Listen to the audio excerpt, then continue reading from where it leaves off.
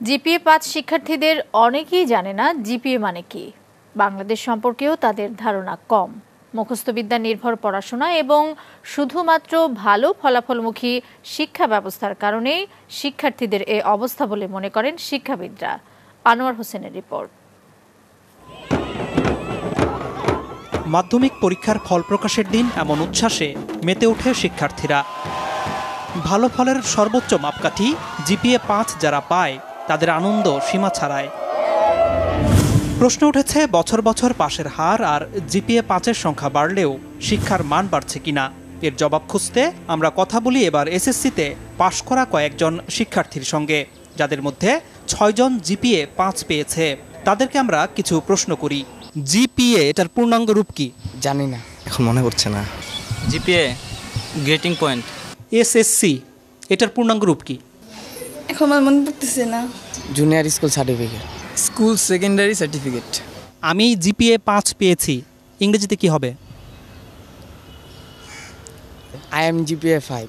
I give a GPA 5. I get GPA 5. I will. মোট ১৩ জনকে প্রশ্নগুলো করা হয়েছিল, কিন্তু কেউই সঠিক জবাব দিতে পারেনি। এসব শিক্ষার্থীর কাছে এরপর করা হয় সাধারণ জ্ঞান এবং বিজ্ঞান বিষয়ে কিছু প্রশ্ন। পাঠ্য বইতে বিভিন্ন সময় পড়লেও খুব কম প্রশ্নেরই সঠিক উত্তর দিতে পারে তারা। শহীদ মিনার কোথায়? সরি, যাই না। অপারেশন সার্চলাইট এটা কি? অপারেশন সার্চলাইট যাই না।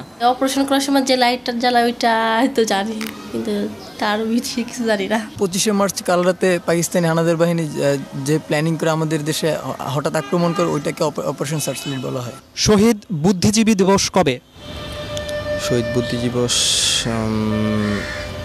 জানি না। 17 আগস্ট। 10 ডিসেম্বর।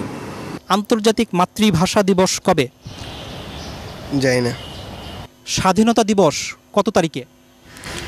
স্বাধীনতা দিবস 16 ডিসেম্বর। বিজয় দিবস কবে? বিজয় দিবস হচ্ছে 26শে ডিসেম্বর। জাতীয় স্মৃতিসৌধ কোথায়? জাতীয় স্মৃতিসৌধ হচ্ছে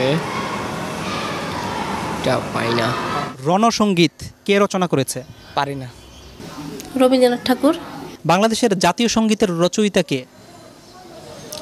কাজী নজরুল ইসলাম। মাউন্ট এভারেস্ট কোথায়? ইংল্যান্ড। তুমি সায়েন্সে পড়েছ। পিথাগোরাস কে? একজন ঔপন্যাসিক। নিউটন কোন তত্ত্বের জন্য বিখ্যাত? জানি না। আইনস্টাইনের কোনো তত্ত্ব কি তোমাদের পড়িয়েছে? আইনস্টাইন না, নিউটনের পড়ছি, কিন্তু আইনস্টাইনের পড়ি নাই। নিউটনের তত্ত্বটা কি, নাম কি? গাছ থেকে মানে আপেল পড়ার যেই তত্ত্বটার নাম কি? নামটা মনে নেই। বাংলাদেশের বর্তমান রাষ্ট্রপতির নাম কি? বাংলাদেশের বর্তমান রাষ্ট্রপতির নাম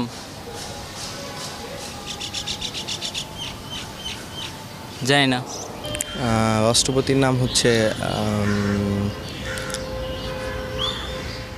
মুক্তিযুদ্ধের সময় বাংলাদেশকে কয়টি সেক্টরে ভাগ করা হয়েছিল? 9টি। নেপালের রাজধানী কোথায়? নেপসুন। তুমি তো কম্পিউটার ব্যবহার করো। ব্যবহার করি মাঝে মাঝে, আর কি এই ফেসবুকে আর কি থাকি, গান টান শুনি। হার্ডওয়্যার এবং সফটওয়্যার এটার মানে বুঝো? জানি না। তোমরা কি পাঠ্য বইয়ের বাইরে কোনো বই পড়ো? এমনি মানে গল্পের বই পড়ি। কার গল্প? রবীন্দ্রনাথ ঠাকুরের গল্পের বই পড়ি। রবীন্দ্রনাথ ঠাকুরের একটা গল্পের নাম বলো তো। শিক্ষাবিদরা বলছেন জিপিএ-৫ পেয়ে ভালো শিক্ষার্থীর তকমা নিলেও জ্ঞান অর্জনের দিক থেকে পিছিয়ে আছে তারা। আমরা দেখি বিশ্ববিদ্যালয়ে ভর্তি পরীক্ষায় জিপিএ-5 তারা পাস পর্যন্ত করতে পারে না। তার মানে যারা জিপিএ-5 পেয়েছে তারা যেটা শেখার কথা সেটা শিখে নাই। তার মানে হচ্ছে কি এই জিপিএ-5টা সত্যিকার জিপিএ-5 না, তাদের হাতে জিপিএ-5টা তুলে দেওয়া হচ্ছে। এখন শিক্ষার গুণগত মানটা যদি বাড়ানো না হয়, তাহলে শুধুমাত্র সংখ্যা দিয়ে আসলে কোনো লাভ হবে না। এদিকে শিক্ষার্থীরাই জানালো কেন তারা এসব প্রশ্নের উত্তর দিতে পারছে না। প্রথম কথা হলো আমি সংবাদ বেশি দেখি না, নিউজ পেপার পড়ি না। পাঠ্য বইয়ে যে সিলেবাসটা দেওয়া আছে ওই সিলেবাসের মধ্যেই সবসময় সীমাবদ্ধ থাকো। ওগুলো সায়েন্সের সাবজেক্টগুলো একটু বাইরে পড়ি, কিন্তু বাংলা সমাজ এগুলো নিয়ে আমার বেশি ঘাটতে আর কি, বেশি এগুলো পড়ি না। তবে শিক্ষাবিদরা মনে করেন দেশের সাহিত্য ইতিহাস সম্পর্কেও জ্ঞান থাকতে হবে শিক্ষার্থীদের। বিজ্ঞান, বাণিজ্য, মানবিক বিভাগের মধ্যে তো আলাদা করা যাবে না। এটা এই দেশের যদি নাগরিক হিসাবে তারা বড় হয়, তাহলে তো এগুলো জানতে হবে।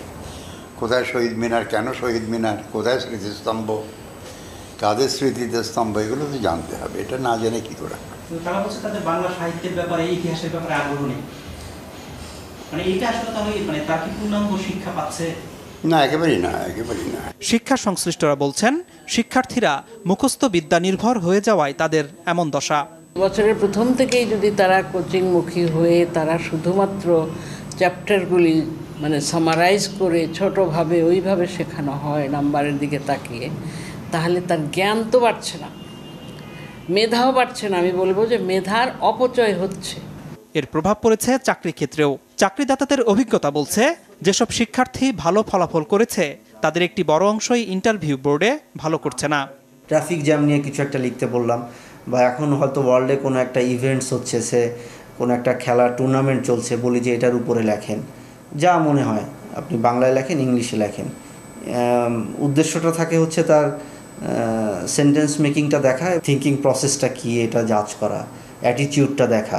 ফলাফলটা ভালো আসে না। জেনারেল নলেজটা ডেটোরিয়েট করেছে এবং কমিউনিকেশন স্কিলে ডেটোরিয়েট করেছে, বোথ রাইটিং স্কিল এবং ভার্বাল স্কিলটাতে।